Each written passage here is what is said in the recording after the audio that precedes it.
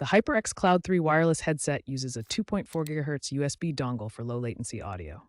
If you've lost or damaged yours, replacement is necessary. Official replacements cost around $39.99 USD and can be found on the HyperX website, Amazon, and Best Buy. Ensure you purchase a genuine HyperX dongle, model number HX HSC3BLK or similar, to avoid compatibility issues.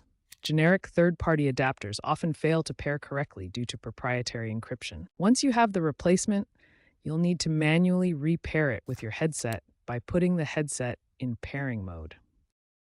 While replacing the dongle is the immediate solution, consider that this design is becoming outdated.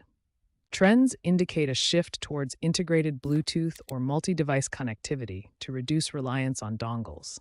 HyperX is exploring embedded wireless chips in future models, like the upcoming Cloud Alpha Wireless, expected in 2026, potentially using cloud-based pairing. While DIY solutions like attaching the dongle with Velcro exist, they void the warranty. For now, keep your replacement dongle safe. Expect future HyperX headsets to move away from easily lost replaceable dongles.